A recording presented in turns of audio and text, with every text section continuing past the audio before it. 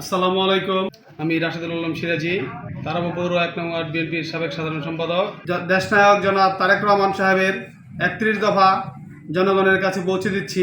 রণাঙ্গনের বীর মুক্তিযোদ্ধা, রূপগঞ্জের গণমানুষের নেতা, মানুষের আস্থার ঠিকানা, আমার নেতা বীর মুক্তিযোদ্ধা কাজী মনিরুজ্জামান মনির ভাইয়ের নির্দেশে তারাব পৌর বিএনপির সাবেক আহ্বায়ক নাসির ভাই, তারাব পৌর বিএনপির সংগ্রামী সদস্য সচিব জনাব জাকির হোসেন রিপন, তারাব পৌর বিএনপির যুগ্ম আহ্বায়ক জনাব হাফিজ আহমদ, তারাব পৌর বিএনপির যুগ্ম আহ্বায়ক জনাব আলী আকবর ভাইয়ের নেতৃত্বে আমরা ১ নং ওয়ার্ড বিএনপি কাজী মনিরুজ্জামান মনির ভাইয়ের নেতৃত্বে ঐক্যবদ্ধ আছি।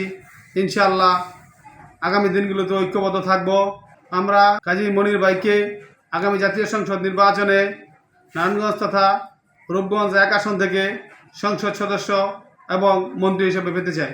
রূপগঞ্জবাসী মনির ভাইয়ের মতো নেতা পেয়ে আমরা ধন্য। ১৯৭১ সালে রণাঙ্গনের বীর মুক্তিযোদ্ধা, বিজিএমই এর সাবেক সভাপতি, বর্তমানে ওনার সৎ যোগ্য দক্ষ নেতৃত্বে রূপগঞ্জবাসী ঐক্যবদ্ধ। আমার ১ নং ওয়ার্ডবাসীকে আসন্ন ঈদুল আজহা ২০২৫ উপলক্ষে জানাই ঈদ মোবারক, ঈদ মোবারক, ঈদ মোবারক।